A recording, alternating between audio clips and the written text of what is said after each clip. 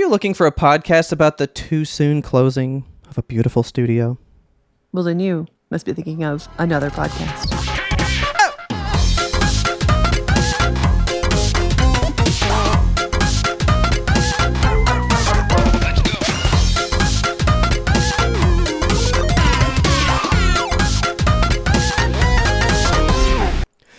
Oh, good evening, Kelsey. Oh, good evening, Robert. Oh boy, do I have things to tell you about today? Oh boy, do I have a drink to drink about it. Ooh, what you got? What you got? I got a crisp apple lollipop. Nice. Oh, crisp apple. I love a crisp apple. Apple is crispy indeed. Let's crack Hear them. this. Did you hear the crispness? Oh, mine's crispy. Okay. Before that, Uh-huh. Good Mythical Morning just did a thing where they tasted all the LaCroix. Ah, okay. And you know what number one was? Hands down, they were like, it's just the quintessential LaCroix. If you're getting a LaCroix, that's the one you get. I feel like they rated Pamplemousse very high. It was Pamplemousse. Yep. People just like to say Pamplemousse. Never had it, so I don't know. It's just grapefruit. It's just grapefruit. Don't be scared. It's just grapefruit. Quick aside, I don't know why that made me think of it. Bruh. Did you see that Scary Movie trailer? I have not watched any scary movie stuff at all. I kind of want to just like go into it completely unaware because I don't want trailers to spoil no jokes. I don't want to know who's in it. But one of the jokes is so fucking funny. It sets the stage I laugh so hard perfectly. in the theater. Okay, so here's the thing. The Wayans brothers have not been part of one since part 2. For real? No, they made 1 and 2, and then everything else was someone else. Right? Wow. So they're back. And I mean, one of the like taglines is like every line will be crossed. Okay. So like they plan on you being offended when you watch this movie. And from the opening of the thing, I was like, oh, that's going to hit people. And then I went, oh, I'm showing this trailer to my mom and I'm going to see how much she hates it. Is it Donald Trump? No, but it was just good. So I played it for mom and I go, you want to see that? She's like, I don't like that. And I was like, really? You don't like that? And I go, but like you like the old ones, right? And she goes, no, not really. And I was like, you don't like Scary Movie? What are you talking about? It felt like Scary Movie 1, man. It looks so good. I can't wait. I'm very excited about it. When are they out? We should see it as a YMBToAP community. It's going to be so good. So here's the thing. It's coming out June 15th, right? Okay. Marlon Wayans released a TikTok today. Love him. Mm-hmm. He's great. And he goes, I got good news and I got bad news. Bad news is we aren't going to do, we're not going to make the June 15th release date. Sorry about that. It's no longer coming out June 15th because it's coming out a week earlier and it's coming out like June 7th. So we'll see you early. And I was like, oh, fuck yeah. I'm so excited. So it's coming soon. It's going to be great. I'm thrilled. I'm beyond thrilled. I'm very ecstatic. I've been talking about the Wayans brothers for a while, being like, I miss them. They're so funny. Where are they? I can't believe I can't say any of these jokes to you. Oh, they're so good. I can't wait. I've been watching clips of white chicks lately, just for nostalgia, I guess. They keep like crossing my feed. So I'm just like, I'll watch this. Why not? That's not one of my movies, man. You don't like white chicks? It's fine. That one I love white chicks. That one doesn't hit me as hard as like Scary Movie and stuff. Oh, I've seen it like 37 times. It's so good.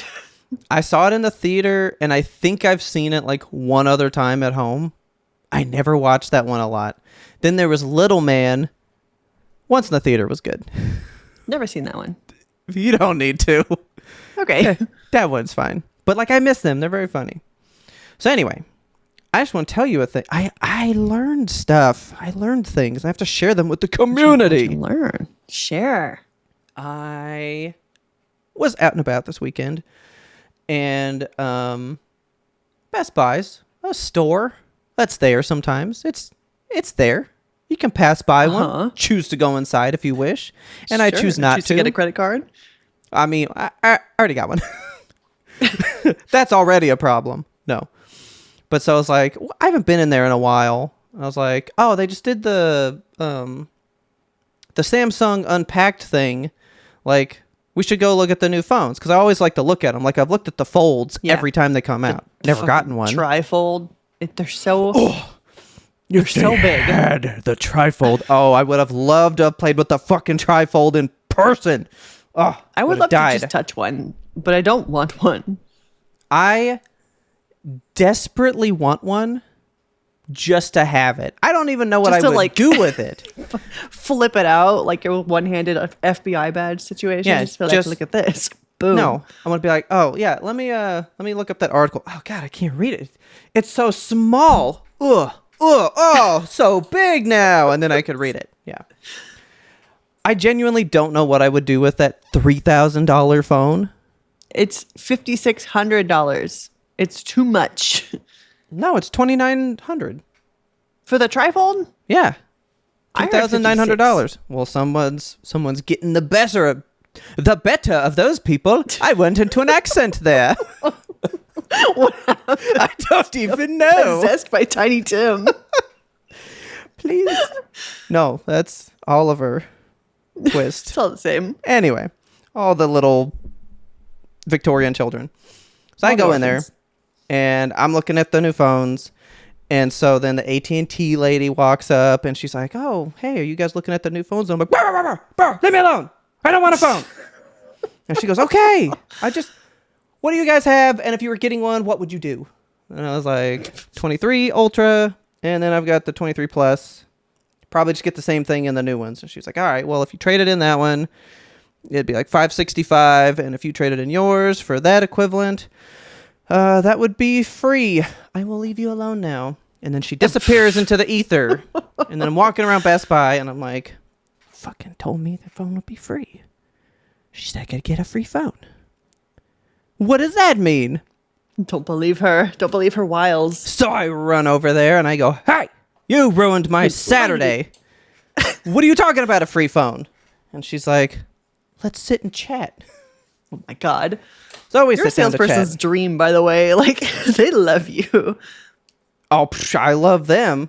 Let me tell you. Well, let me tell you what I learned, and then I'll tell you the outcome of all this. So we go in. Dude, I was getting a free fucking phone. It was great. I didn't get a free phone because I went way high, and I'll tell you why. So we're going over all the stuff, and I thought she meant that the phone would be $565, as in $565. Yeah. Like you would still owe like that or whatever. She meant it would be $5 on top of the bill. Okay. That phone, the Ultra 23, was $33 additional on the bill. She's telling me I get a new one for a sixth of the price additional to the bill. That's great. Mine would be free, but I was like, well, I mean, it's going to be $5 fucking because I'm paying $30 a month on this one. Yeah. Why wouldn't I get a better one? And I'll tell you why I would want the better one. So I got the better one. And then the guy's like, "What are you guys paying for the bill?" And I was like, "I don't know, the price." And he's like, "Oh, well, so you go to the app, you do this? Oh, that's what you're paying?" He's like, "No, that should be the plan up." He's like, "So look at this." He shows me, he's like, "You're on this plan. The next one up is the same price. We can just put you on the better one and nothing changes." And I was like, "Well, that's cool. Why would I want to do that?" And he goes, "Well, did you know AT&T is like Netflix? What? You buy the basic plan, the lowest plan at AT&T, that's about $480. You get a couple towers. Oh, you pay for the next plan up? That's 1080p. You get a couple more towers. You buy the top plan, you get nationwide coverage." Did you know that? Ridiculous. I hate that. Horrendable. I hate that. That feels illegal. Like, why are you... Why Yeah. are you? That's pricing people out of coverage. Like if you live in an area just with naturally poor cell phone coverage, now you're gonna have to pay more. Well, like, that's the thing. fuck off. Because I go, well, guess what, guys? I don't get fucking cell service where I live. I said, unless I'm at home on my Wi-Fi, can't call nobody. And the one time the Wi-Fi went out, I had to drive down the fucking street to McDonald's and bum off their Wi-Fi to let everybody know I was alive. Yep. That's Remember some when that bullshit. happened? So, Oh yeah. now that I'm on the higher plan, I might actually be able to get a call out of this damn place. So they just like upgraded your plan, no extra cost for you. No extra cost, because that's what that plan costs now. My plan was from a long time ago. And, unless you're going in and asking, you just stay wherever you are. They'll just upgrade you because they changed I hate this world. the bills, So now I got more coverage for the same price. I was like, well, that's fine.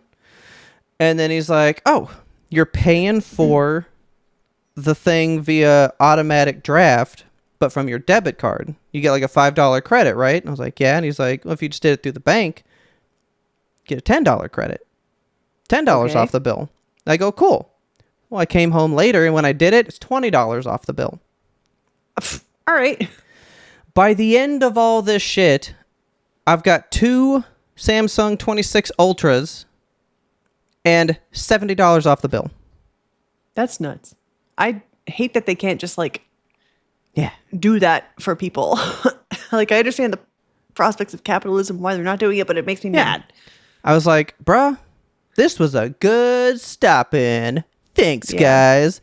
So the phone comes out March 11th, and I will have the new phone, then we can talk about it. Oh, you don't even like have the phone yet. Okay. No, it's on pre-order. Phone's not even fucking out Fancy. yet. But I'll tell you the cool thing, because I know you like tech enough, maybe. Sure. Okay. You Not know as much that as the 26 Ultra has the privacy screen thing, right? I've you seen seen about that? commercials for that. It's fucking weird. How does that work? I'm about to tell you how it works. I know Please and thank you. exactly how it works.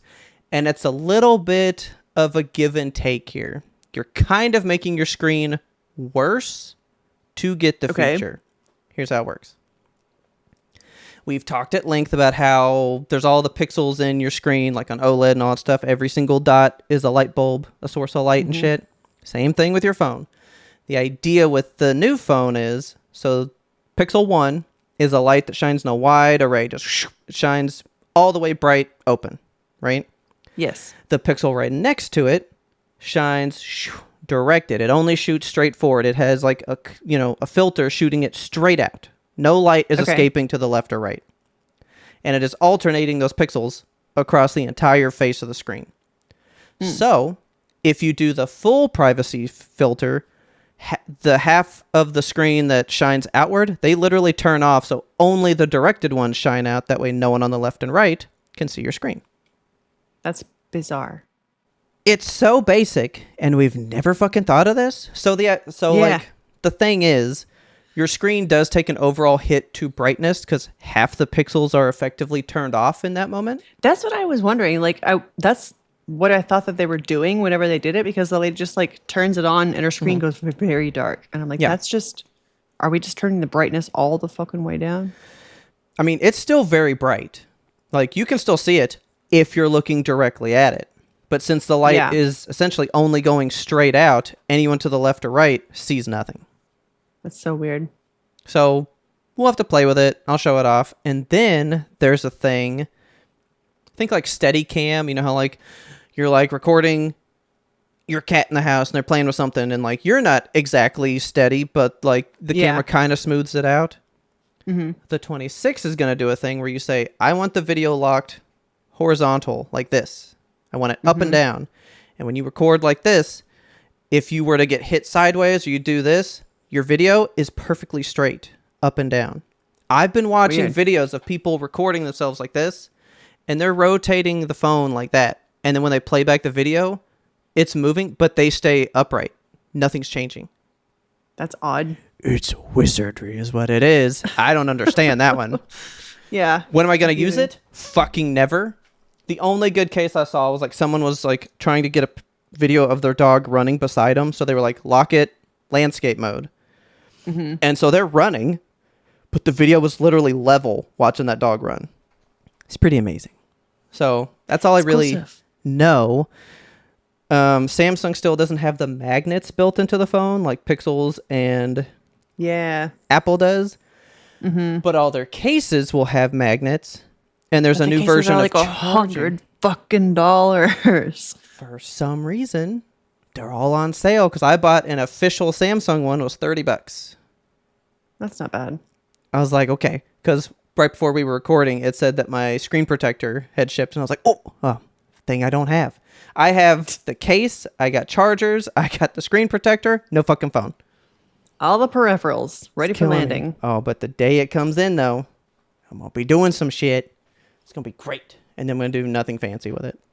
But on top of that, you don't have to do the whole screen. You can say, when I get messages from work, because maybe you work at the bank or you work for a government place or whatever, right? You don't want people to see it. You can only make messages be in the privacy mode. The whole screen won't do it, but where the messages come down, those pixels shut off the wide ones so no one can see your message that comes in. But they can That's see cool, actually. everything else. I like that. I'll show you shit. It's some cool stuff. I'll send you TikToks mixed in with some cats in there. Okay. But so anyway, I was just more flabbergasted to learn that AT&T's plans were on like a Netflix type business model. I didn't know you paid for cell towers. I thought you just got coverage.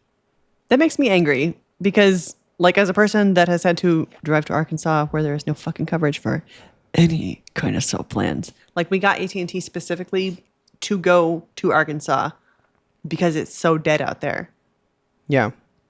I don't like that they're paywalling the usage of your cell phone.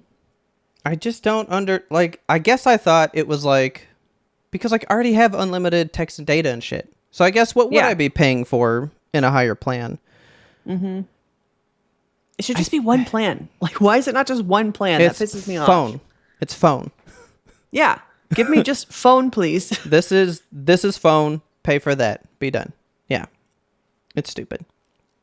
So that's the thing I learned. That's a little tip for you guys. So if you have AT&T, maybe swap to an automatic bill pay and put it on your bank account because you'll get pretty sizable amount off already.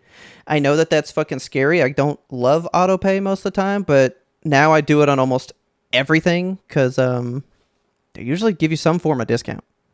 Yeah, and I always forget if I don't auto pay. Yeah, kind of. Auto pay is great, except when you go, where's all my money? Oh, yeah. All the bills came out. Yeah. At least I didn't miss them.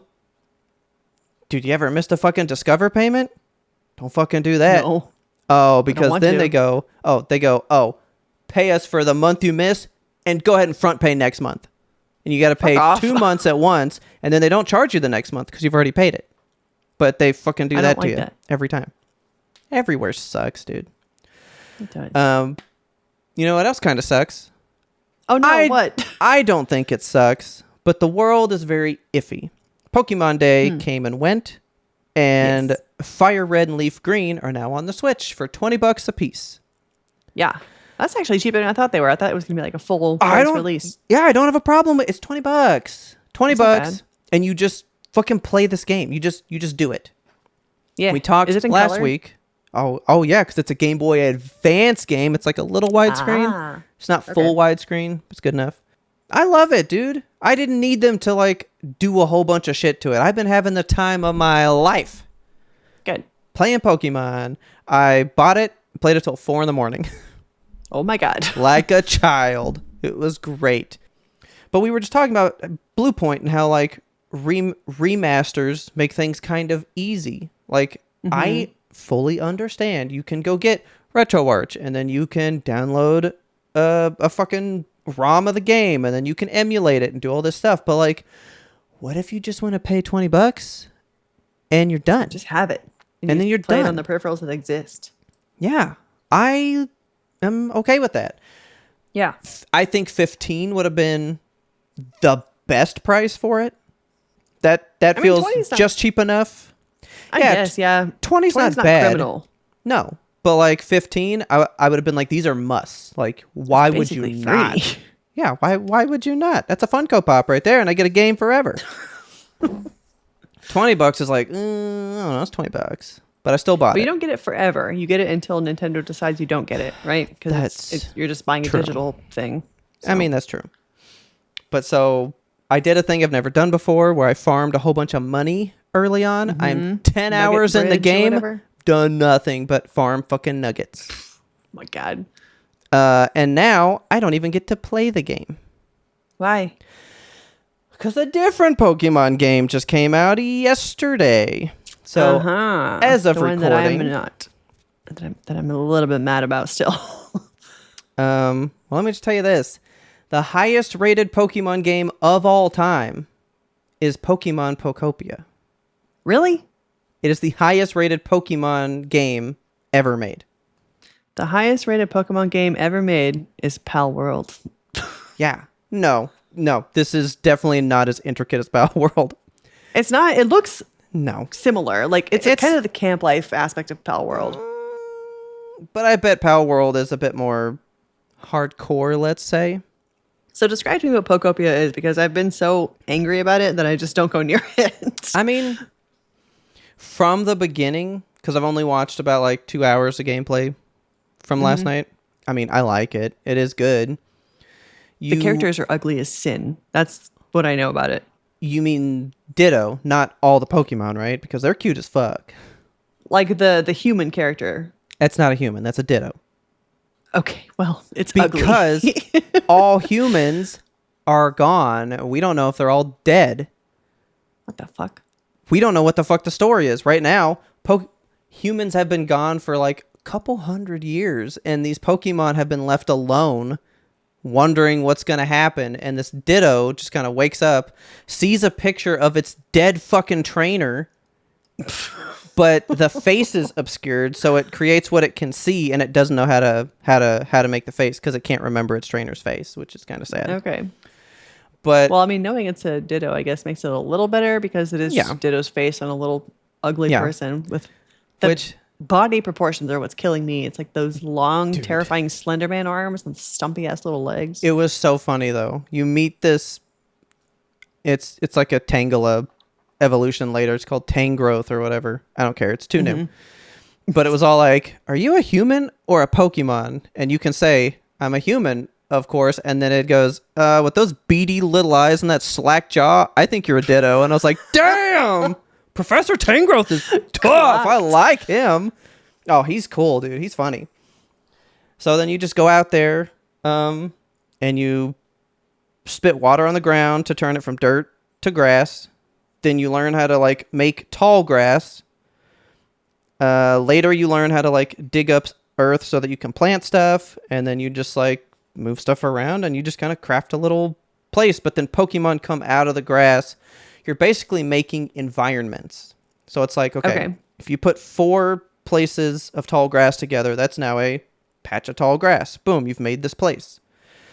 If you get like 4 flower things together, you've made like a small garden. If you put 4 flowers around a tree, you've created a shaded garden. And different Pokemon come out of the different environments. So you have to create different types of biomes, and then you have to wait for different times of day or circumstances for a Pokemon to emerge from that grass and then join the encampment. That's an interesting mechanic. Yeah, I mean, when the initial trailer came out, I just saw it as like, here's a camp that you create with your little Pokemon, and they work at the camp for you. I was like, this is Pal World. I'm mad. This is the only thing they do like that. Tell me how this works with Pal World. So that's shrubbery and, trees and grass and shit, right? But you can build buildings. But when you go to build the buildings, it's like, all right, Animal Crossing style. We need 5 pieces of lumber, like 16 leaves, and you need to bring that Pokemon over here because he's the one that can build this thing. So then you have to find the right Pokemon. You call them to follow you like Disney Dreamlight Valley. They can help you go places, and then you present them to the thing and add them to like the recipe, and they go, oh, we got it from here. And then they build the building. Yeah. Pal World works in a similar fashion. Like you have to have all the crafting supplies and stuff, and you can build the thing, but like there's certain pals that are more apt to working in the places. Like there's a deer that has basically like axes for antlers, and so he's really good at chopping wood. Okay. So you put him over at the wood chopping factory, and he has a good time. I don't think there's not like stations like that, you know? So Okay. it's not like it's not like you're making like a full running camp like you said. It's just we all live here, and now that I've made these biomes, these Pokemon can thrive here. So they all have a place to live, but you're all still just basically living in the wild, essentially. Okay. I am curious about it. I contemplated getting it, but I was like, I'm going to hear what everybody else says because it's a full price game, right? Oh yeah, it was $70. Yeah. But it's really cute, and I kind of like it. I played my fair share of cozy games with Disney Dreamlight Valley and Animal Crossing and COVID times and stuff. Yeah. It's the first time I played them, and it's been enough to sustain me probably for another 20-something years. I haven't been craving one. So, like, Yeah. I like this game. I don't want to play it, but I would love to watch someone else play it. So Taylor playing it is fine for me. Like, I want to see what it can do. I'm definitely not intrigued in trying to do it, though. Okay. But, like, I was loving it. Dude, Charmander's cute as shit. Oh, he was so cute. And because you're Ditto, you can understand them. And they're all just talking cute. And they look good. And I was like, damn, why can't I get a Pokemon game where they look like this? Yeah. Out there doing stuff. Are they voice acted? No. It's all Okay. text. All text. Okay. Yeah. I was like, what would it sound like for a Pokemon to speak and not say its name? Yeah. But it's like, all right, let's see if this is Pal Worldy. So, like, Scyther shows up, and he teaches you how to, the move cut, right? So you can cut down a tree, which would then give you wood. You can then give the wood to Scyther, and he, like, is practicing stuff on it, and then it will eventually turn into lumber, which is what you use to go build things. So, like, there's a process of how everything kind of has to flow through to become the ingredients you want, and you can't just do it. You got to make other that's people interesting. create the ingredients. Yeah. I haven't played Pal World in many a year. How long has Pal World been out now? 3 years? I probably haven't played it in 2.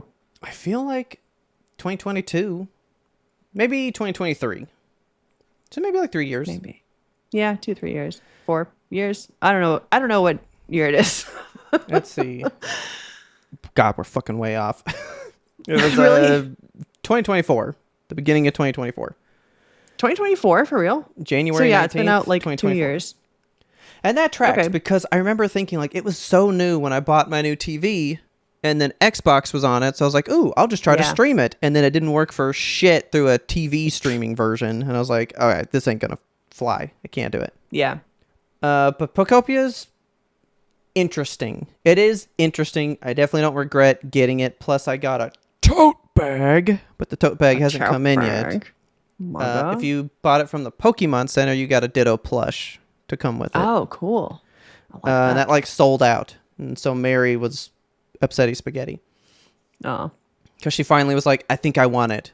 And then we were gonna do Best Buy with hers, and she was like, "Yeah, I want the tote." And I was like, "Yeah." And then it comes with the plush at the other place. She's like, "Stop the order! What's up with the plush?" And she's like, "That's the one I want," and it was sold out. So we'll see how it goes. But I really Pocopia's love good. the big Pikachu plush that they did, like the grayscale one where he's kind of green almost. Okay, I wasn't gonna talk about it, but you brought it up. Let's talk I about love it. him. I love him so Oh, much. no, I love let's talk Fat about it. Pikachu way more, and I want him so bad, but he's so expensive and sold out fucking everywhere. Are you ready for this? Tell me. 8-bit grayscale Pikachu sold out immediately. Scalpers ate that shit up. He's on sale everywhere for more than the price. And this is a Scalpers Lose story right here. Good. The Pokemon company came out and said, we are going to do pre-orders for this through our store. So if you pre-order it, one will get made for you, and it will come through us. Okay.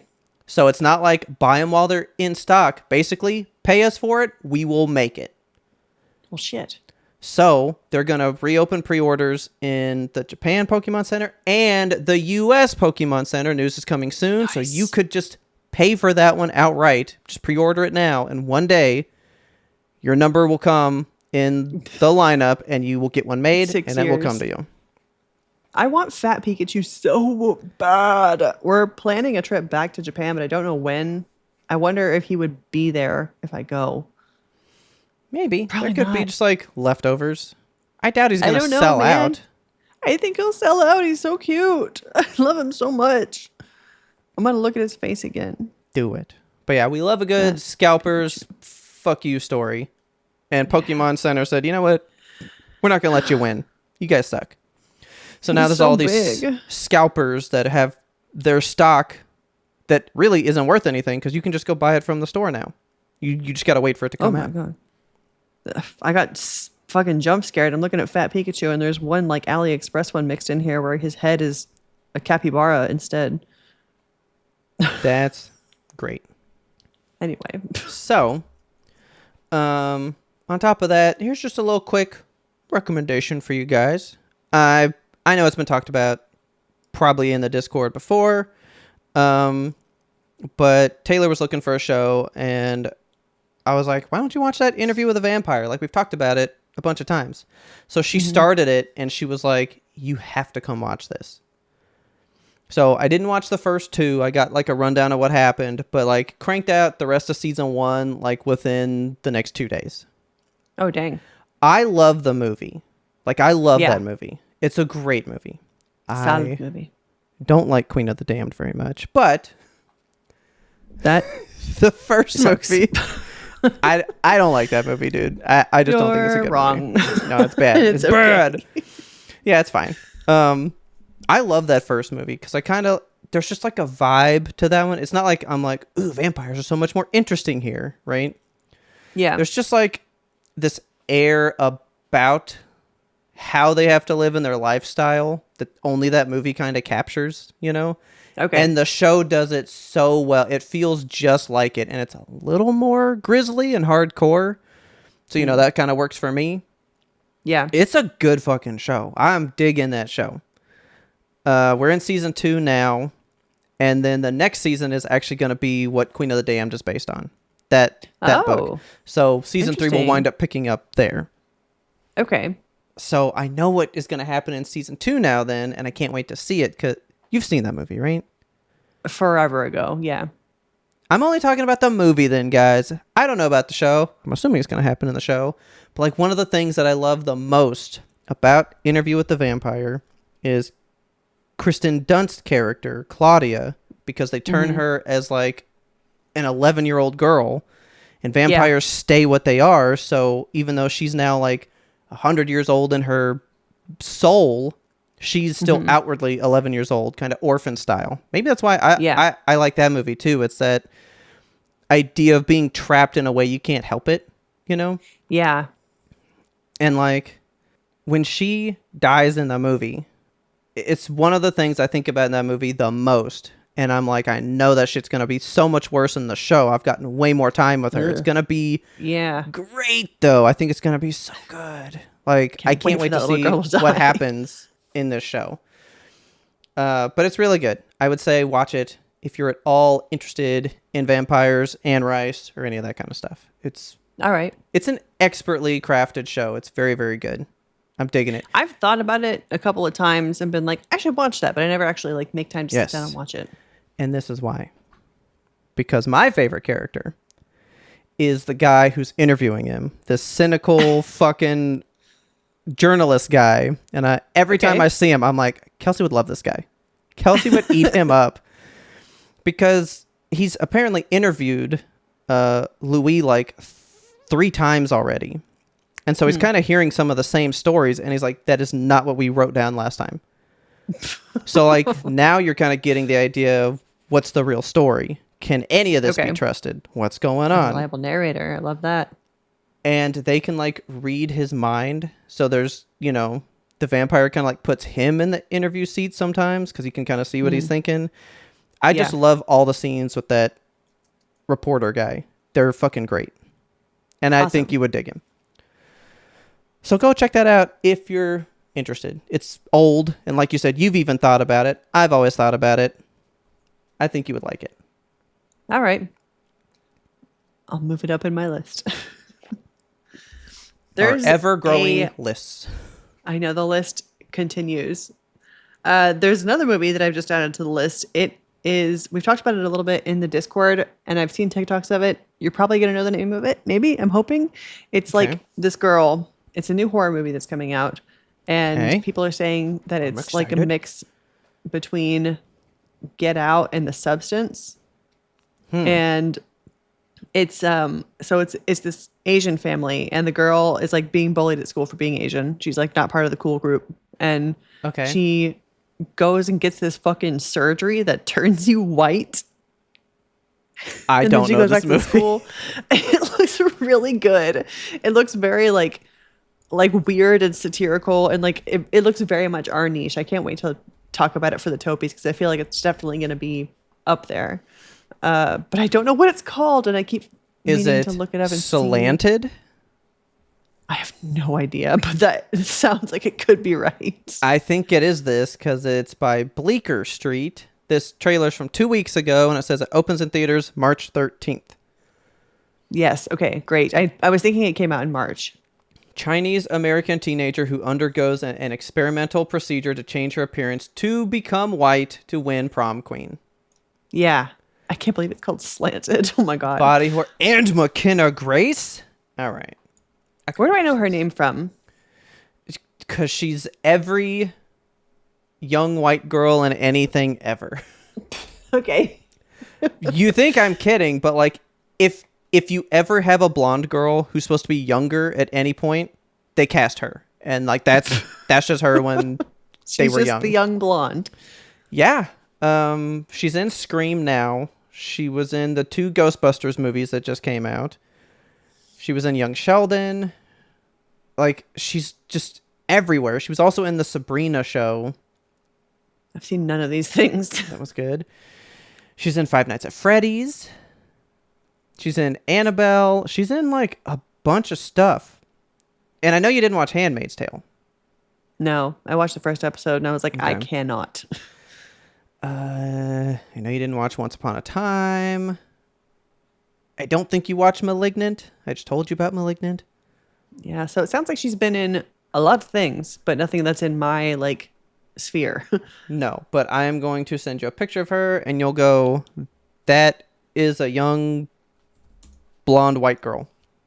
And she sure is is. that in everything. Did she play like young Kiernan Shipka? Because she looks just like her. Hang on. Who? The Sabrina lady, right? Yeah, Kiernan she played. Shipka? Yeah, she played her when she was young. Okay, yeah. She looks like a little clone of her. Yes, she does. And I actually was surprised when I found out a different person was playing young her. I was like, I wonder how they got her face on this smaller body. And it's a whole different girl. But yes. That's funny. Okay. Slanted. Put that in a Topi maybe. Like I just put one in there for you guys today, I think. The mortuary's assistant. Mortuary assistant. Yeah, I'm so excited that's coming out. When Like- does that due out? That is like March 27th or something. I was gonna say I thought it was March. I feel like there's like Yeah. something happening in March. There's just a bunch of spooky stuff on the way.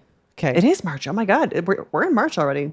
Was not Jesus really Christo. that excited for that movie. I was like, yeah, cool. It's a movie based off that game. And that game's creepy enough, right? Did you Yeah. watch that fucking trailer? Yeah, I did. Do you know who's Fuck. fucking directing it? Yeah. No. It's the guy who did The the guy. autopsy of Jane Doe, Robert. Yeah.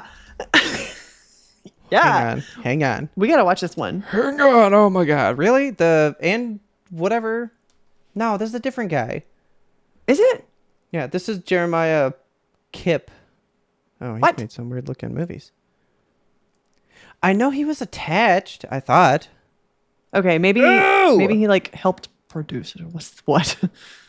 This poster for it. Oh, I'm sorry. I just realized I just Let me screamed see ew into the microphone. Look at this fucking poster. I told you. I don't like that. I don't like that at all. I don't like that. But dude, Based on a hit video game. Was it a hit? I mean, but popular. That was kind of a sleeper. I think it was big for streamers, so I guess that makes it a Okay. hit. It's only got a cast list of 2 people. Yeah, that's how you This know movie's it's gonna fucking good. fucking roll. I know. No, it's got 40% on Rotten Tomatoes already. That's fine. But they're Rotten Tomatoes stupid. is, yeah, they're not smart. Okay, who is They don't know Willa cinema. Holland?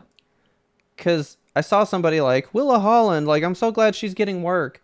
Oh, she was on some of the CW superhero shows. Okay, I don't know Okay. this girl then. So who's the director? And he was perhaps involved somehow in Autopsy of So Jane this Doe? guy is Jeremiah Kipp, and I have no clue who this guy is. Film director, Jeremiah Kipp. I mean, you could have what do you call it, like a production, like produced by from that guy. I Yeah. don't see that dude's name anywhere, but I don't care. What the hell? It's gonna be good. Somebody lied to me. Internet, you suck. But Yeah. oh fuck. Okay, we missed it. What? We missed it? So it hit theaters in Oh, shit. a limited capacity, like Iron Lung, February 13th, and now it's going to be Man. only on Shudder, March 27th. Because it said Shudder, so I was like, is this a Shudder only? But it did get a movie theater release as well. Okay. You're Well, going to have shit. We to missed acquire that one. If there's any interest in the YMBToAP community in watching The Mortuary Assistant Oh, as a team, hell yeah! Let I me would love know, to do that. dude. There were parts. This one guy was like shoving a whole finger in his mouth and eating it, and it was gnarly. Oh man, I can't wait to Gross. see this movie. Okay, but Slanted, that's our other one now. That's like a theater release, so you guys go Yeah. check that one out for sure, because I'm definitely curious about this one. Okay, director Amy Wang. All right, so we've got a female director. We love it. Love that. She has made almost nothing else so far, so even better. Like it's like just a new lady making a badass fucking movie. I love this. You'd love to see it. I've never heard of this. Thank you for bringing me You're this so one. This welcome. sounds great. I'm excited. Okay, but I know why everyone else is excited. So before we hit the break, I just learned that we have a very dedicated fan. I'm so So- excited to hear about this. I just want to give a shout out to my adoptive mother-in-law. Hi, Robin. We love that you're listening to us. You're so awesome. I Robin. can't believe you're listening to us so much. This is great. Yeah, apparently, she's one of our very, very faithful listeners. So glad to have you around. I'm glad you got something that we can talk about and you like. So That's so cool. We're happy to have you, Robin. I hope that you're enjoying what we're about to talk about in the back half of the show. hopefully, we are about to get into our big meat and potatoes here. Let's take a break. Let's do it. Let's do it. Welcome to Severed, a podcast suite that offers a rotation of content centered around true crime to paranormal cases. Severed True Crime covers high to low profile true crime cases like The Westfield Watcher, The Staircase, The Keepers, and other binge-worthy favorites on Netflix.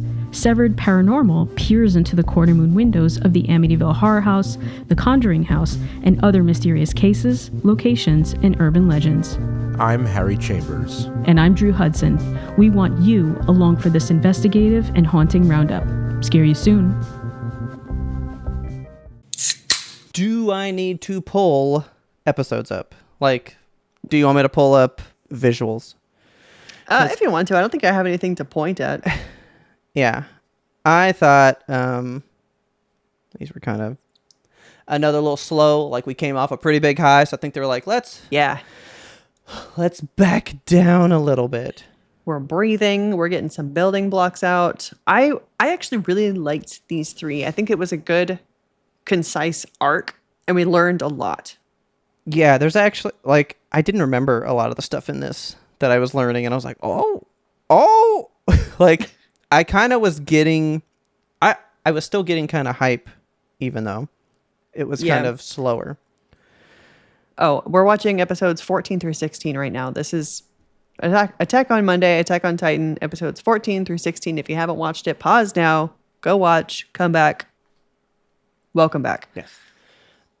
Again, Like she said, this is 14 through 16. This is the little like mini arc called Eve of the Counterattack.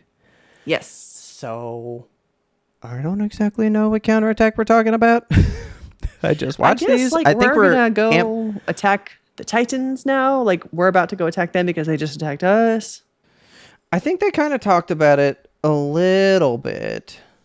I think it has to do with this first episode. So let's just jump in. Okay. Okay.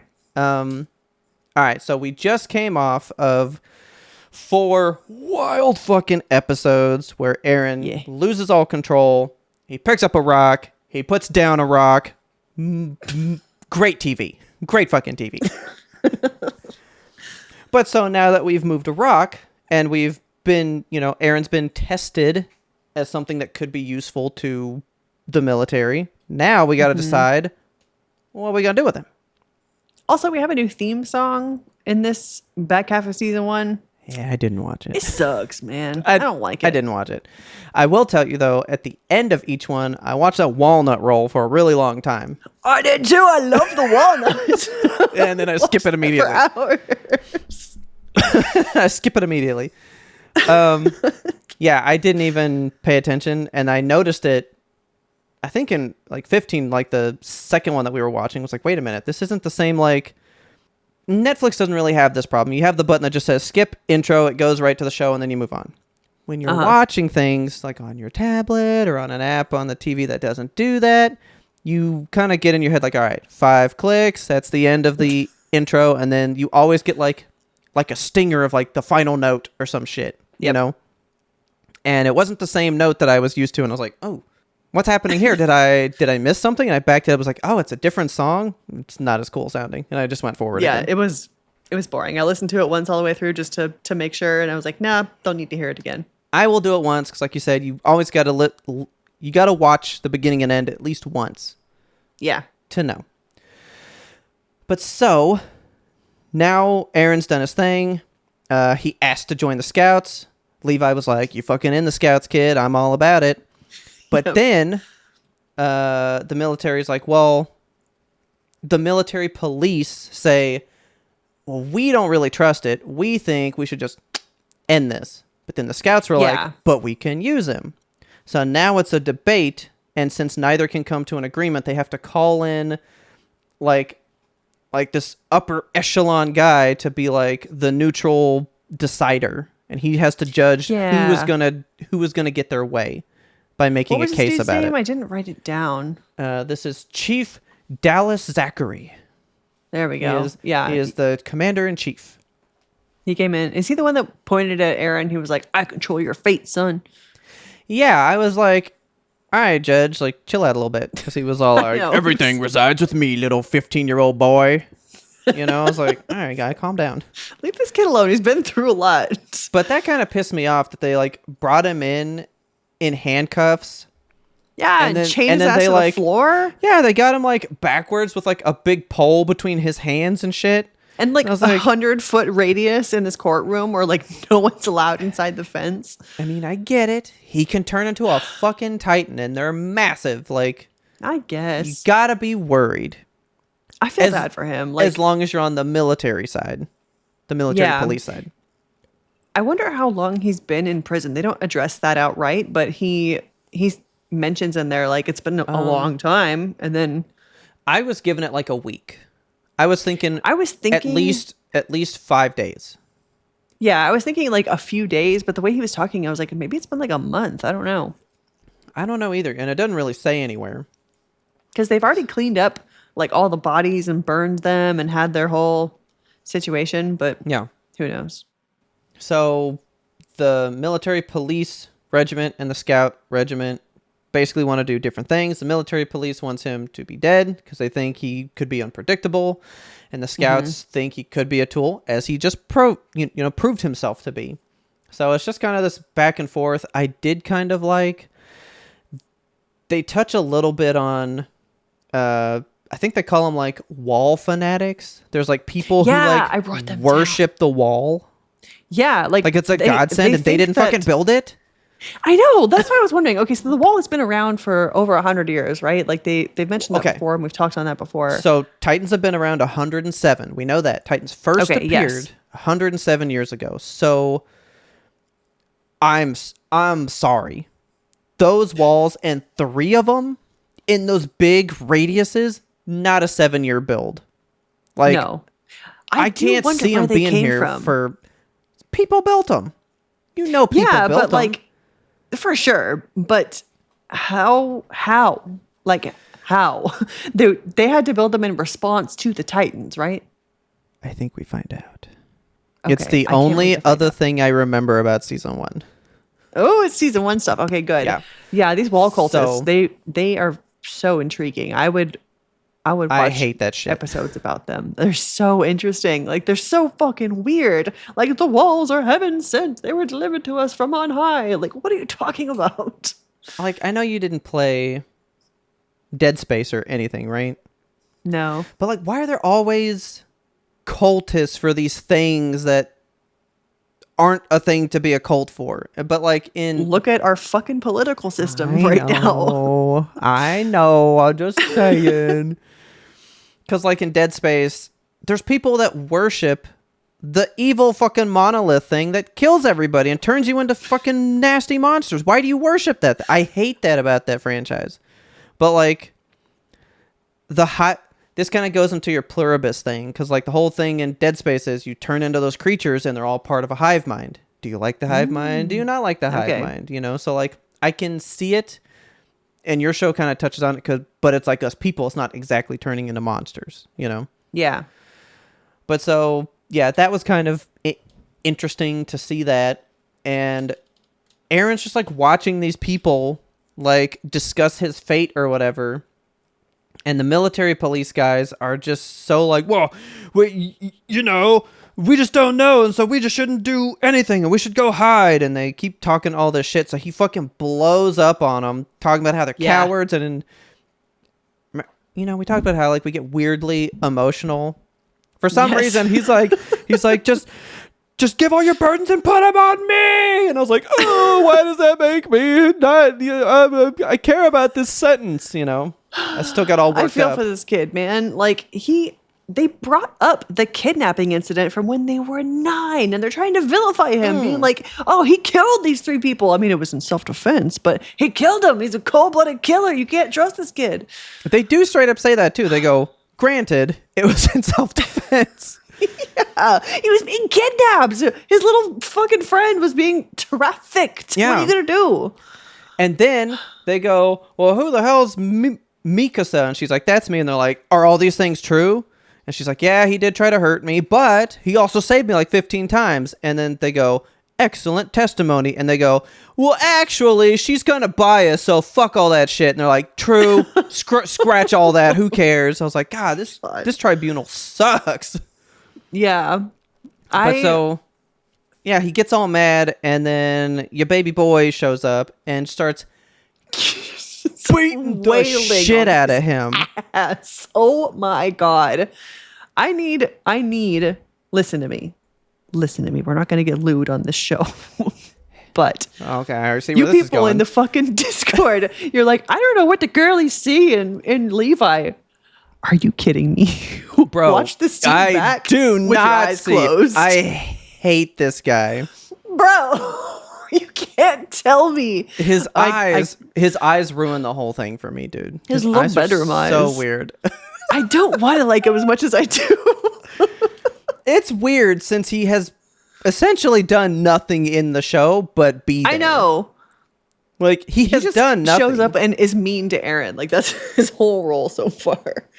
But he wasn't, because, and I even was like, what the fuck is he doing? Like, I was getting kind of mad, and then I was like, dude, Aaron has done nothing in response. This is to prove he doesn't want to hurt us. I was like, oh, that's fucking brilliant. Oh, I love this. And I was all about it. That's exactly what I was thinking too, but they never really draw attention to that. And I don't know if it's because like the media is not trying to hold our hand and be like, see, I did that because I proved that he's good. I don't know if I feel like that's what happened, but they just didn't outright say it. They do apologize to him later and go like, you see why we had to do that, right? Like, you know, it was kind of like our last little card. Like, you're not mad at us. And he's like, no, I get it. Yeah. This makes sense. He kicks his tooth out of his head. Yeah. And then my girl. It grows back. That's what I was going to say. What is going on with him? That's even worse. Well, I mean, he grew back a whole arm. Yeah, that's fucking Remember, true. he got a whole ass arm. fucking arm chomped. And his leg. But that now confirms, because I was thinking it only regrows when he goes Titan mode, but he did that when he becomes Titan. untightened. So I went, oh, interesting wrinkle to the like healing thing, you know? Yeah. We also learned in this episode that he doesn't remember what he does when he's a Titan. Yeah. He fully goes into a fugue state, which we kind of suspected before because he was like, I'm just sleeping in that one, like, Yeah. weird, like, not flashback, but fugue state. I don't know. These three are definitely more like, let's just give you some lore for a little bit. Like, Yeah. we just had some heavy shit. We had bile vomit. We had, you know, lots of stuff. We had big Now rocks. we just get to watch like Mikasa and Armin sit there with their little cunty bobs in the courtroom. So I keep forgetting her name. It's like Hanj? Yeah, say it? Zoe Hanji. Hanji, there we go.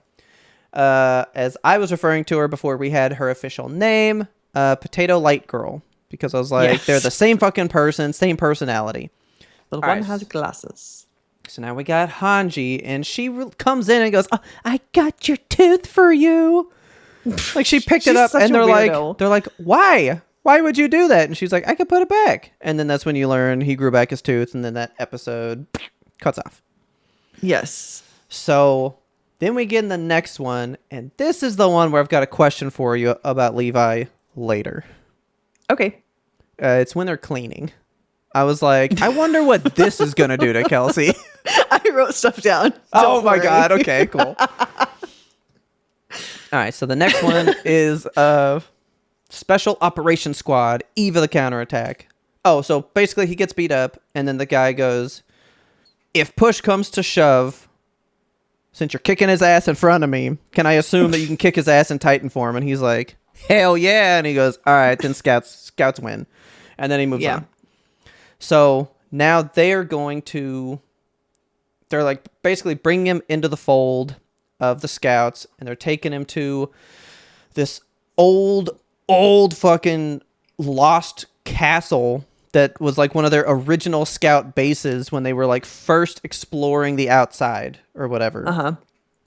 And they haven't used it in like 50 years or some shit. They're like, yeah, we used to use it. We haven't used it in a long time. But I mean, it's ours, and we gotta kind of keep you away from people. Like, part of the agreement is we kind of have to watch you 24/7. Yep. So they take him out there, and you get to meet like all these different people. I can't remember who some of them are, but there's this one like old guy. He's gonna be, our Mr. Eccentric. He's all about Petra. I love Petra though. She's great. Yeah. Yeah. Petra. And then the other guy's name is extremely Japanese. It's Oruo. Yeah, It's I can't say that. Oruo. Oruo. I love that the names in here are either like very Japanese or very German. There's no in between. We don't have just like average names. Research that. I forgot when I was editing. I was like, yeah, what is up with all this? And I never looked it up. And none of you wrote about it in the Discord. So if you know, Ismail you didn't did. share. He posted a did. video and he's like, they talk yeah, about the German stuff in here, but it's like got spoilers through season 1. So I was like, I'm not going to watch that yet. Oh, okay.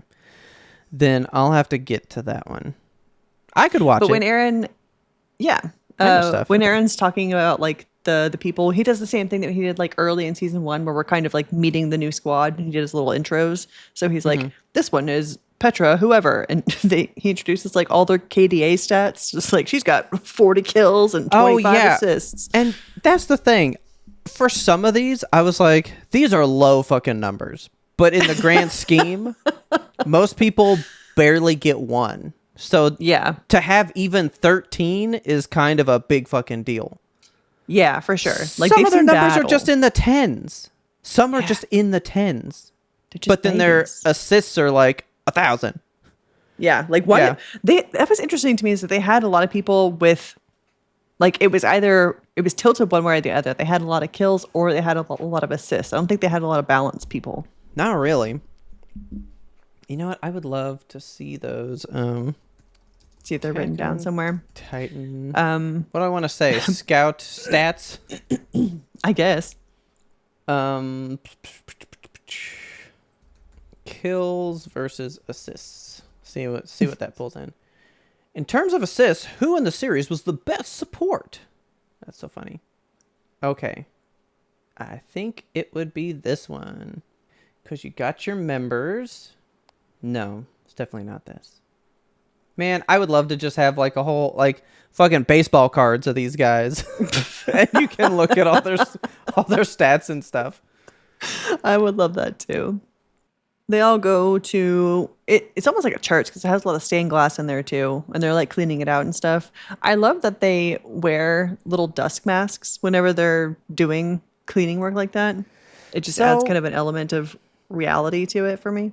Question, because I know we've discussed this. I was watching a thing, and it was like the fantasy show Attack on Titan, and I was like, okay. Why is this fantasy? Because everything they do is so old school. I was like, what constitutes this being a fantasy? This is considered a fantasy show. Not like a science fiction? Yeah. This is a fantasy. And so that leads me to believe that we're going to find out deal? Mechanisms about the Titans that are less scientific, maybe. Because we do learn a lot about Titans in these episodes. That it seems less science-y. Like they seem a little magical. So I just typed in just flat out, is it fantasy or sci-fi? And they call it a dark fantasy. Like, okay. So it says it's a dark fantasy with strong sci-fi elements. Okay. But what makes the distinction?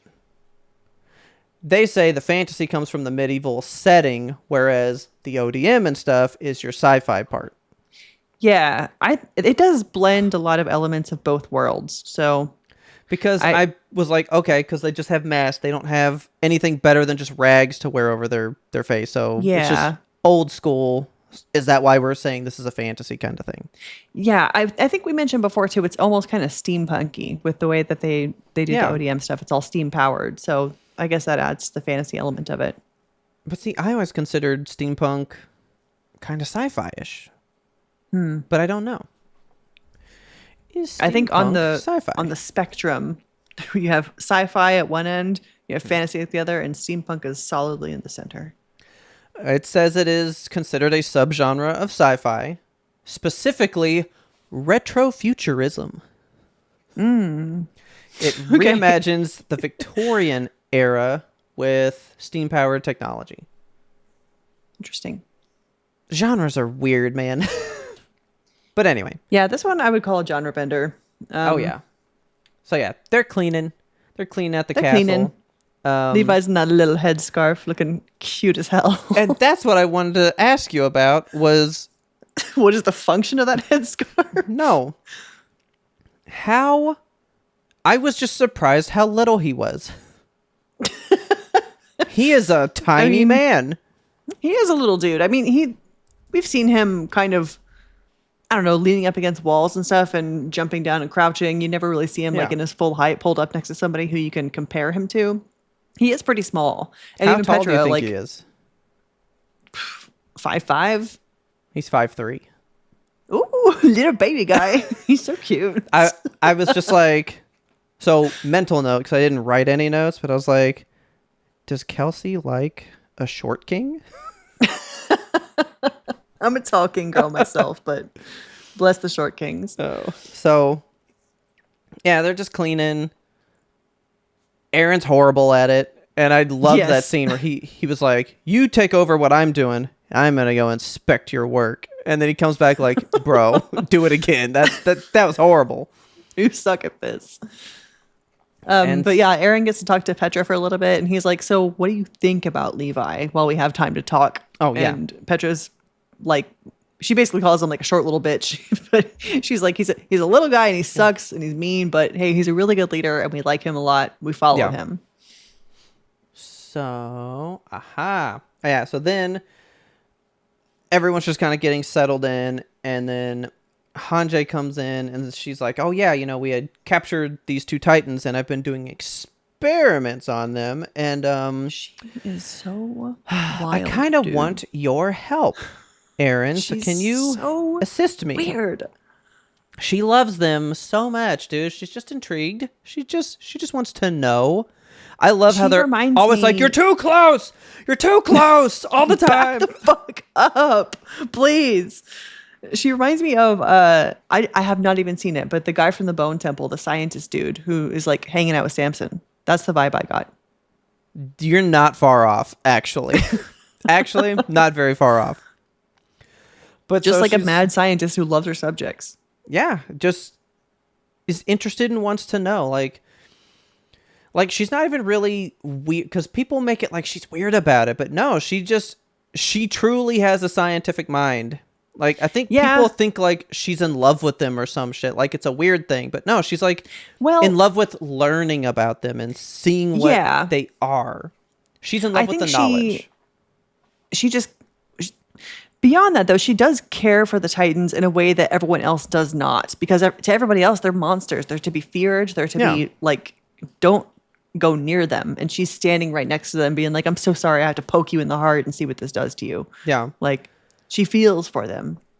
Are we not just like so in love with the idea that one of them's name is just Bean?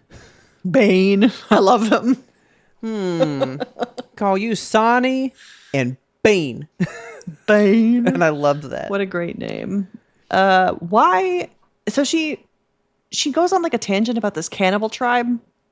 And I kind of zoned out during that part because I started thinking about human meat, because she starts talking about like chili and other recipes. And I was getting like grossed out. Kind of forgot about that. Yeah, I don't really know what that added to the plot. She was like, "Yeah, it's a cannibal tribe and they really weren't better than Titans, but like I'm going to name you guys after them," or something. I think that's where she gets the Titan names from. Yeah, hang on, because I was just looking at something. Because she starts talking about like chopping up human thighs to put in a stew, and I was like, "What? Like I got real distracted by the thought of human food and could not stay on task. Yeah, so it was just like a bit of history she had, and it was basically there was this tribe of cannibals, and she was like, "Did you know that once upon a time there was a group of cannibals, and they literally operated under the radar and ate like 500 plus people until somebody finally figured out what was going on." So I think she's into the idea of like, these things have been operating under the radar. What can we learn that we can put an end to that too? Like, it's just like a parallel scenario to her, Okay, yeah. Because like this happened. It's like, Manson was out there doing whatever he was doing. And if we never learned how he did those things, how can we look for those examples and signs in the future? You have to understand that to be able to apply that to future events, So she's like, that's a story that I always remembered. Their leader was Sonny Bean, and these things are kind of doing something that we can't stop. So you're Sonny and you're Bean. And that's kind of all it was. Okay. So I wrote down just like the bullet points of things that we know now. So Titans are less active at night. They metabolize sunlight into energy. Yep. Fucking plants. Yeah. It seems like. There's some weird stuff in here too. So Sonny has a limited range of emotions. He's the little one. Yeah. He's the 4-meter Titan. Bean is a 7-meter Titan. So Sonny has a limited range of emotions. She's torturing the Titans to learn if they feel pain or have other weaknesses. I don't know if we ever learned from that what their pain or weaknesses are. It was clear that like Sonny did not experience the same level of pain that Bean did, because she was stabbing Sonny in the heart and was like, "I'm so sorry," and he wasn't really doing much. Yeah, and she poked Bean in the eye, right? And he was and he's like gripping the ground, freaking out. Yeah. So but then we learn that they also weigh absolutely fucking nothing. Yeah, which like is they're made out of the steam. So weird. I don't fucking. But they're like, when you think about it, when Aaron made his big ass whatever thing, it literally like crumbles and turns to dust minutes later. Like it is made of nothing solid almost. This is where the magic aspect is coming in for me, because like, what are they? We still don't have answers. We're still early in the season, early in the series. I don't need answers right now. And I understand that they're teasing out the mystery, and I like that. But also, what the fuck are these guys? Yeah. I loved that whole sequence of her going over her experiments with them and stuff. Yeah. And then I think somebody was talking about Hanjay, and they were like, she just thinks of things that nobody would think to do. Mm-hmm. But like, someone's got to do it, you know? Somebody's got to. May as well be her. Yeah. So she spends all night telling Aaron everything she knows, not just about them, but everything about Titans in general. Everything she's learned over all of her years of research. And then they come in the room and they go, oh my God, somebody fucking killed them. These two Titans are gone now. And so she has a breakdown. She's all crying. And you're like, who on earth? I mean, everybody hates them. Yeah. So like, but you would think that like the Scout Regiment would see the use of having two to study. That's true. But did somebody, I mean, these two Titans aren't being kept at that castle, right? Or are they being kept out at those castle grounds? No. Maybe the castle's big. I don't know. But like they're kind of separate from what I understood. They're just nailed down somewhere else. That's what I thought. Because how do we know that it's not like a Army, Marines, Navy, Air Force type thing where like, we don't like what you guys do and we don't like what you guys do? Because like they're all on the same team, but everybody doesn't like the other. You know what I mean? Yeah. So are they close enough to maybe the military police, or are they closer to who the fuck was Aaron on before? The hell were they? 'Cause they were just cadets. But like that team, are they just around and, you know, they maybe hold Aaron's same level of hate and they're like, we just fucking don't like that they're here, so they just got rid of them. I thought too it might have been like a retaliation. Like if you want to keep Aaron around as a Titan, you can't keep these other two pets. Solid theory. Solid. But then at the very end of the episode, Irvin, who's the other like leader type guy, The blonde, the like big wig guy. Yeah. Yeah. Yeah. He walks up and whispers to Aaron, what do you think you see? Who is the real enemy here? Oh, I'm sorry. I shouldn't have asked that. I'll just go. Don't mind me. And then just walk away. Yeah. Yeah. It was so strange. And I'm still parsing through that. Like, what do you think you see? So we're looking at Hanji like mourning the loss of Sonny and Bean as test subjects and kind of as pets too.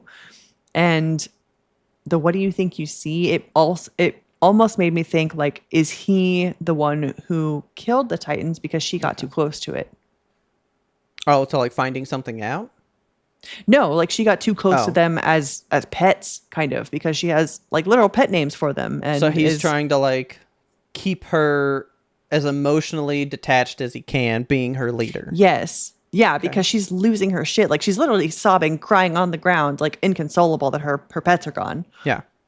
So maybe Irvin did it to kind of rein her in a little bit and be like, we can't get that close. You can study them, but not face to face like this. I'm gonna wonder that one. I have no comment because I thought I was aware of what he was saying because of what happens pretty much in not our next one that we're discussing, but the next one we have to watch. Okay. Like, all right. So these go to 25 episodes, and we are going to be on 17 pretty soon. Like, we're about to have just another fucking ramp up, and it's going to carry out to the end. And when that shit starts, oh, the Kelsey theories are going to be going all over the place, man. Oh, I can't wait. Like I can't wait for you. Okay. I have watched the last episode of this season alone like 30 times because it's some of the best stuff I've ever. I love the ending to season 1. There's stuff in it that is so good that I'll just be like, I want to watch that real quick, and I'll watch like pretty much like half that whole show. The same way that I go in and I'll watch Rogue like One? the ending of Full Metal. No, I don't watch Rogue One all the time. No, like I watch Ed fight Father for like the last time quite a bit. I just go watch that. Like I literally turn that on. I watch him get his brother back and shit, and I cry and I feel great, and then I move on with my day. Like I do it a lot. I do it a lot. I was watching the end of this a lot for a while there, and then desperately wondering what was next for it to not come out for, 4 more years or whatever the fuck. Yeah. Let me get these dates back out. Yeah. Okay. Season 1 ended in 2013. And then season 2 started in 2017. 4 years later. I can't do that. I'm really glad that we're watching these back to back to back like this. I watched this a year after that had happened, so it was still 3 years before season 2 even started for me. Like I gave up. I was not gonna wait, and then it didn't end until 2023. 10 years later. Fuck off, dude. This is the perfect time to get into this now. So, I'm into your theories. I am. But at the same time, as a scout leader, I feel like I would love to have her that invested because she's the only one that gives us any fucking hints. I would give her free reign, but maybe she's getting closer to them in a way that we haven't seen, and it has turned into a problem for him. But like, maybe. She's a necessity, dude. We need her. I think that too is the reason it would give him motivation to kill the Titans, because he needs her, and she's standing right at their jaws, literally, almost getting her head fucking snapped off. So like he's like, I'm gonna get rid of these ones. You're too close, physically and emotionally. But you're gonna tell me someone would be like, Steve Irwin, get away from those guys. You're too damn close. No. Someone's she gotta really know. is the Steve Irwin. Someone's gotta know. God. So that one kind of ends there. That was a good kind of cliffhanger. Like, what do you think you see? That was a great line. And I know where my mind ran, but like I knew something else. I can't even remember what I thought the first time. Like my mind instantly right now is still thinking about what I think he means, what I think he may know, but I actually don't know if that's even right. I don't trust Irvin's motivations just yet because of something that happens in the next episode. So let's talk about that. What needs to be done now? Eve of the Counterattack Part 3. This is episode 16, our last one for this week. Yes. So they open on them like examining the ODM and the weapons to figure out who killed the Titans, I guess, right? They're doing like a little investigation. Yeah. And they don't really turn anything up. They're like, well, we don't know who did it, so I guess we're going to abandon that. And they don't really ever talk about it much more. Which feels so much like it could just be like a cover-up, like, yep, we found nothing, brush it under, Exactly, yes. So because Irvin's kind of a big dog, is he being covered for? Is he covering his own ass? Yeah. I don't know. But we get a lot of Jean content in this one. So we see him having like, we flash back to them cleaning up the bone piles and all the bodies that have been like killed in the big ass attack that we just got through. Yeah. And he like flashes back on Marco, and it's like almost a hallucination. He's like seeing him next to the fire, and he's reliving that moment where he's like talking about what a good leader he is. Like, you're a good leader because you're human like us. You're not fearless. Yeah. You know what it is to be scared, and By you the still way, act in the face of that. I was realizing that when I edited last time, because we were talking about how like he sees the dead guy. He's the guy that covered for him when he was digging up that ODM suit from that dead body. He's the guy that came and distracted the one. So he was like, thanks, Marco, my friend. And then he never saw him again in the battle. And that's why he was so shaken when he saw him there. So that's the guy that like paid him that high compliment and shit. And now I understand why that fucked him up so much. Going back to that now. So yeah, that guy. Yeah, so we kind of have like a moment with all of our people that we know. There's Sean, there's Annie, there's the bald guy Connie, all the cadets that we're familiar with. Yeah. And they're all just like mourning around the fire. And Annie, like this exchange, I literally busted up laughing. Annie's asking people like, if you were told to die, would you do it? Because like that's essentially signing up for the scouts. You're basically going to your death. Yeah. And one of them is like, well, no, I don't do what I'm told. I'm not going to die. And then Arwen's like, I don't know, man, probably. I love him, dude. He's such a fucking ween. Like, if all your So- friends jumped off a bridge, would you jump off too? Yeah, I guess I would. So has he grown on you some? He has, yeah. Okay. I mean, he's a fucking, he's a real sad sack, but I mean, yeah. becoming fond of him. Yeah.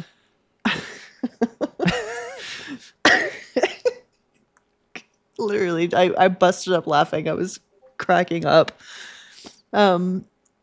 But yeah, they all just kind of like talk to themselves and each other, and they're like, "Oh no, scouts, MP, like, what do we want to do with this life?" And Irvin, they have the whole thing where, what do they decide? Yeah, so a bunch of them decide like, yeah, we're gonna do scouts. We're gonna do this for Aaron. We're gonna do this for the country. We love whatever. We're doing this. We're gonna die together. Yeah. And then Annie, yeah, hoorah or whatever. Annie is like, well, I'm gonna join the MP. So goodbye. She's Yeah, 'cause the she's- blonde ponytail lady. Yeah, she's the one that I wrote. She was the one that jumped on Space Homer's neck and didn't let that guy get eaten or whatever. Yeah. Oh, she's also the one that beat the shit out of Aaron in cadet training. Remember? She was like the yes. unassuming one, but she has that fierce stance and kicked his ass. Yeah. In this, where she was But, like- also like, "You guys do what you want, but like, I'm literally in this for me, and it only Yeah. makes sense for me to go there because I don't want to fucking die. Like, I want to Yes. succeed, and that's where I have the best chance." So I feel like we're going to see Peace more out. of her. Like, I don't feel like this is the end of Annie for us. I feel like we're going to get kind of a perspective from the inside on the MP on like what's going on, because they're like the unicorn corps, right? They have the unicorn patch. no, they're the one with the roses on their back and stuff. Okay. Who's the unicorns then? I think that's where Aaron and all them The came ones from. that- Like the ones like actually fighting, like the No, frontliners. so- There's like Hang the on, let me see. swords, which are just the cadets. They haven't chosen like a regiment yet. And then you can go into either scouts, which is the wings of freedom. Then there's the roses and the unicorns. And I was thinking the unicorns were the MP because they're the ones in like the center of the city protecting the king. Yep, you're right. That one is the unicorn. So who are the roses? Yeah, give me. Okay, hang on. What do I want to call this? These are The crests. regiments. Crests. Crests. That's what I want. Boom. Yep, you type that in. The trainee corp is the two Those swords. are the swords. Military police is the unicorn. The survey corps is the wings, and then the garrison is the roses. The Okay. the garrison is the ones that just protect the king. That's the cushy job ones. Okay. Remember? That's not 'Cause- MP? I don't think so, because that's what Mr. Eccentric Pixis had. He had the roses, and he was always there with Okay. the king. So those are like the inner wall, and I think that's Wall Rose as well, the innermost one. Oh, that would make sense. Let's see. I'm looking at the map. Wall Rose. No, that's the second one. So that's the one that they just plugged up with the rock. Okay. And they're going to scout out further and take it back Wall Maria. Yes, and that's the third outmost wall. I should probably share my screen. It might make more sense in your brain being Yeah. able to look at it and not just be like, yeah, the third one. The third one, you know? Yeah, so Wall Rose. Oh, they have like district names on this map too. Yeah. This is okay, so Trost. This is where we just plugged, so this is where it was broken in. That's what we plugged up, was right here. Okay, and the Shigachina district is just south of Trost. That's where they Yep. kicked the hole in and like first The attacked. first time. So then Wall Sheena is the innermost one. Sheena, that's right. I Yeah, Sheena, Maria, and think- Rose would be great cat names. Here, let's do Attack on Titan. What I call them, the Brigade. That is, so this says that is the stationary guard. Okay. So that tells me they must be the one that just stays there by the king. Like they're the stationary guard. They just stay there. Well, no, military police for Or His does that Majesty the mean- King. does stationary guard mean you're on the wall and you're like running the cannons Probably. and shit? Oh, garrison. Yeah, that's what that means, right? Being on the wall. Yeah. Here. We're not military folk here at What does YMBToAP. the brigade do in Attack on Titan? But then this says military police brigade. Like, it's not What the hell? the same fucking thing. Google is just bad. Like, I just need to know. Just Google, like, Attack on Titan. What do they call? Regiments. Regiments. Let's see.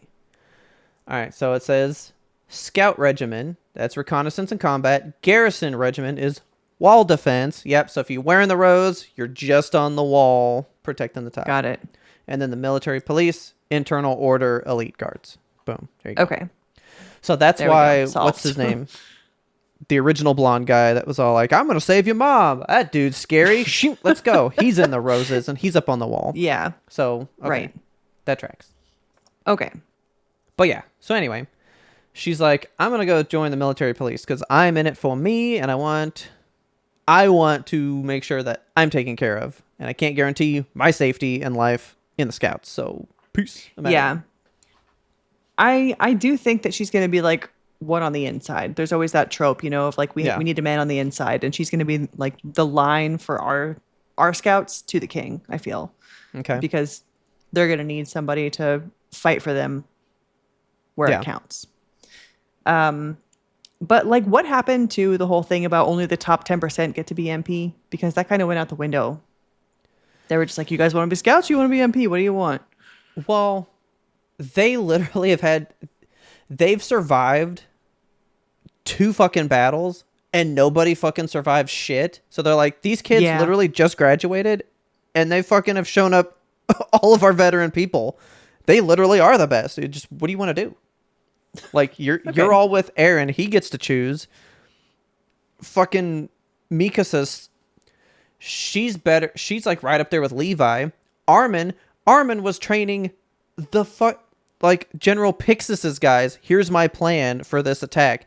He's a fucking fresh cadet and he's training Pixis's people on what they're gonna do. Like they have all more than earned the right to be whatever the fuck they want to be. They are beyond the 10%.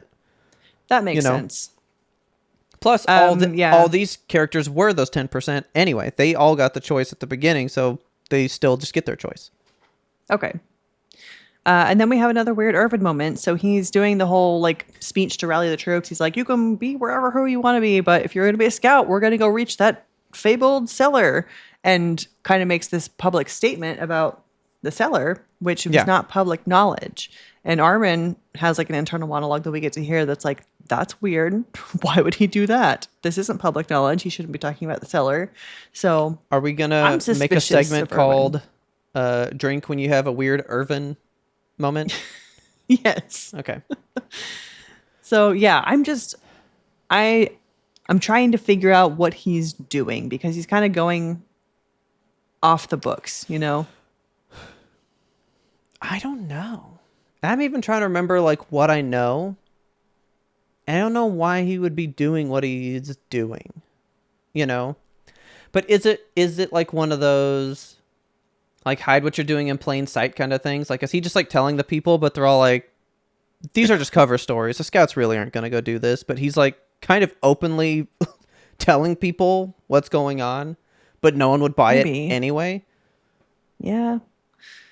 Like, is he so jaded about what the truth is in the military and what's going on? He's like, yeah, what do you think maybe that's part of it. He's like, what do you think you see? Like, everything's a lie. None of this is set up the way that we're even portraying it as. Maybe he's shisty. I don't know. I don't think he's watch him. bad. I think Levi's got a good eye. I mean, he had Aaron picked out. I didn't want to say peg because you would like that. That's going to activate something. But like, I think he's a good judge of character. And like Petra said, like he kind of sucks, but like he's good. Yeah. I don't think he would follow somebody and not be able to tell if they were fucked up. You know what I mean? Yeah, I do think he's a pretty good judge of character. Like he knows his people, and if anybody was to betray him and be close to him, it would probably kill him. I think Irvin knows more than he lets on, and maybe that's part of it. He maybe is forgetting what he's hiding versus what he knows, and he just is like maybe just fucking up and letting some stuff slip because he's like, what if he's always known about the cellar? So like now it's almost second nature. Like, oh well, it kind of came out. Like that's fair game now, but like it's not out to everybody. He just got confirmation that it's out a little bit. What if Aaron's dad was working with the scouts on this the whole time, and Irvin knew about this plan? Maybe he knows more about Aaron than we know, and he's like, finally, like the thing is happening. So he could just be really good. He could just be really good. Could be really good. You could be on our side. I actually don't know that answer. I'm excited to learn more about him. He's an interesting character. I like complex people, and I think he'll add to the story for sure. Yeah. So, yeah, they're gonna do. They're gonna do what they're calling the 57th expedition, and this is like the trial run to see if Aaron is worth keeping around. And that was part of the agreement too. Was okay, take him on your next expedition, and if he survives it and is useful to you, report back to us and we'll decide he's okay. He's still on like probation, kind of like he needs to prove himself on this expedition to be worth something. Because right now he's still not worth shit to anybody. Right. Except for Levi. And Hanji, because she needs somebody to tell all this stuff to, because he's like, tell me everything. She's like, really? No one wants to know. So, but not too much happens in the rest of this episode. Like we get introduced to Commander Ness and his hair-eating steed, Charette, which like, okay, you got a horse who eats hair. That's fun. And then we do get to see Mikasa and Armin like walk by, and it was so cute because, what's his nuts? Aaron, he's like, Levi, can I go say hi to my friends real quick? And they like meet up, and the fact that Mikasa was like, I'm going to kick Levi's scrawny little ass. She was pissed at him for the whole courtroom beatdown. Isn't it like, it's such a reminder that like, we got to keep remembering like they're 15 years old. Yes. Yeah. Because all the stuff they're doing and talking is not teenager stuff, you know? But I don't think everyone's 15, right? Like, for certain, I feel like Jean's older. And of course, Erwin and Annie, I think they're older. Yeah. Let's see. How old? Don't look at me. I feel like Levi is also older. I'm not sharing with you anymore. I can't type in some of these names and you see things. Okay. Yeah, because they're not all refugees of Shiganasa or whatever. Shinkansen. Oh. I don't know. So, yeah, so Annie is roughly 16. Really? At the start of this. So she's like barely older than our main crew. Okay. Jean is also 15. They might all literally be the same age. Cheesy little mustaches. Like, Connie. they all look 15. I guess at 15 you have a cheesy mustache. Well, I guess you can't have cadets in a wide range. Like, you're not going to have like a 50-year-old cadet. Like, true. That class is going to be that age group. You know what I mean? Yeah. Okay. So, yeah. They're literally all 15. All about 15. Yeah. So, yeah, this one was a little bit more down, a little bit more knowledge. I don't really know what's going to happen in the next one. They all got their fashion capes at the end, though, and they stood in that like line together, and the breeze blew them, and they all just looked so happy and proud. I feel like that's probably the last shot we're going to see of them happy and proud. So I just want to luxuriate in that moment of our happy cast ready to take on the world. All right, I'm going to double check this. I think we literally do whole arcs for like everything else. But remember, season 1's the only one that has them again. Okay. So our next set is going to be 17, 18, 19. We're just going to do 3. This starts the 57th Exterior Scouting Mission Part 1. So now we're in that mission. Great. And that is the next 3, 4, 5, 6. Okay, so we're watching half of it and then the other half. It's split straight up down the middle. It's 3 and 3. Those 6 are the full arc for that. Awesome. Does it take us to the end of the season? No. So we're doing those 6. That's those. That's that mission. And then we start. Yep, through 22. Okay. So then we're going to start the last 3, which is a whole battle in and of itself. And that's just a 3-parter. So. All right. This shook up really nice. Like moving that 1 to 4 shows made this perfect. Like I love that everything. they're breaking up evenly. That makes me wonder how it's going to go in the next one because all the rest of the seasons are just titles. So I wonder how different they're going to feel. And I've heard that like season 4 feels so different.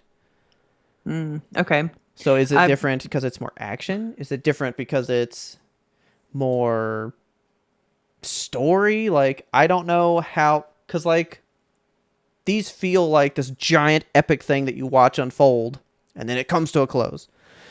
Yeah. Are we going to lose out on that for the rest of the show? I don't know. I hope not. I know just based on the discussion in the Discord that fans did not like the end of the show.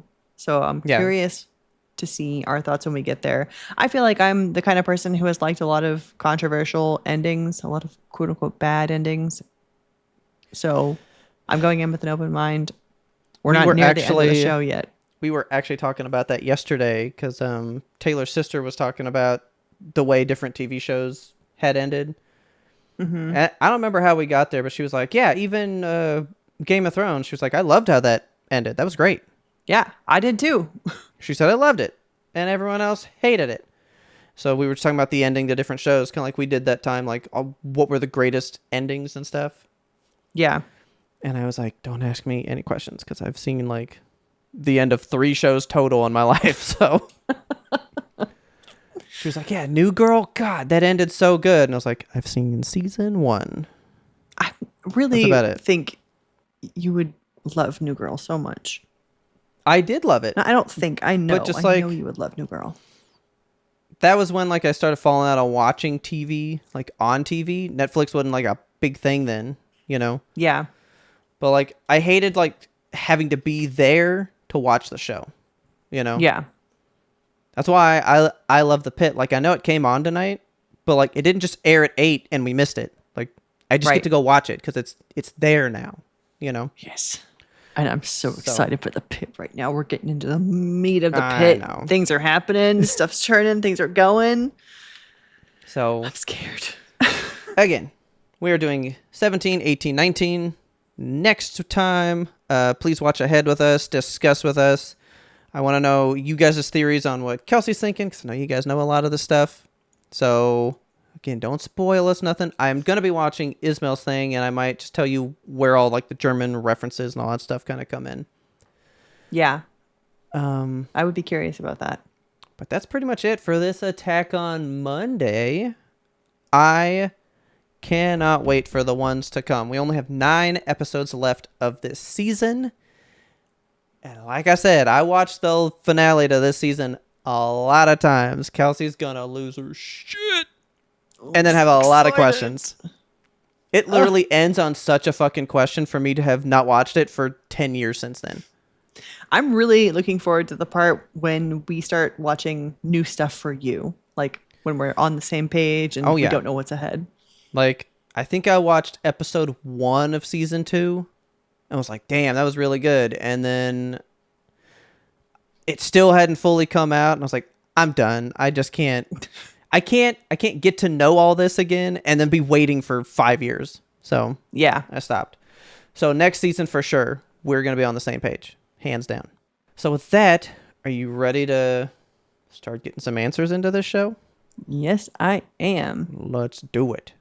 If you love this episode, please tell a friend. Word of mouth is the best way we can get the good YMBToAP into brand new ears because we release weekly every Monday. Please be joining us for these weekly Attack on Mondays. We are watching the entirety of Attack on Titan, beginning to end. Basically 3 shows every week for 6 months. It is not the undertaking Monster was, but it is a good one. I'm having the time of my life because I've been waiting to see what the show's been about for a long time. So I hope you guys are enjoying that ride with us. I want you guys to jump in the Discord. It's free. It's in the show notes. You go to show notes, you click it, boom, and you can come talk to us in all of our different categories. But I want you in there to let me know. Did you guys know that AT&T was charging you for towers? Different plans for towers? Who does that? AT&T does that. I want to know what you guys are doing with Pokemon, because Pokemon Day was so full of stuff. Are you guys going to try to get the big fat Pikachu plush? Are you going to try to get the Game Boy plush?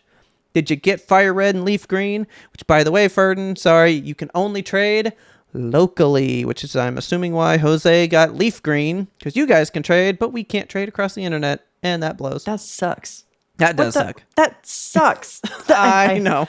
Oh, whatever. You see? What the fuck you ever. See? You take that $5 off. It's a pretty good deal. That 20, I expect online trading. Yeah.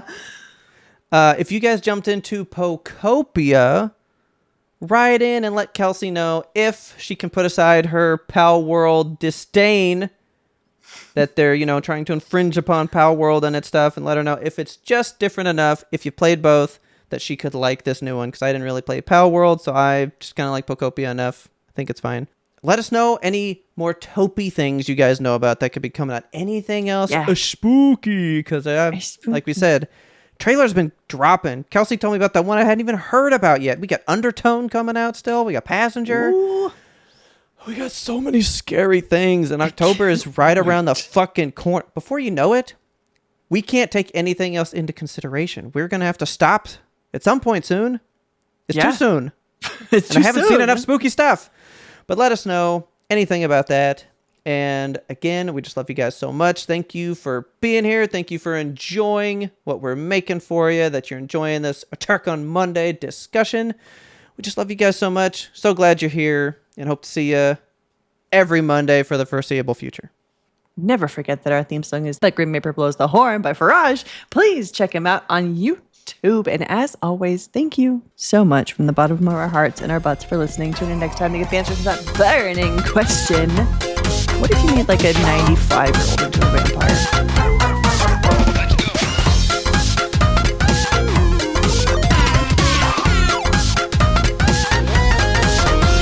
But we had one more important sound we wanted you to hear. That would What then? suck, dude. That would really fucking suck.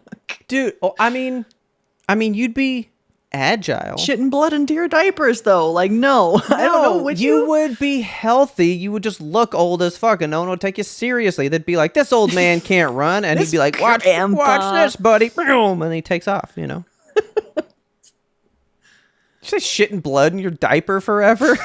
Yeah. It depends. God. It's nasty.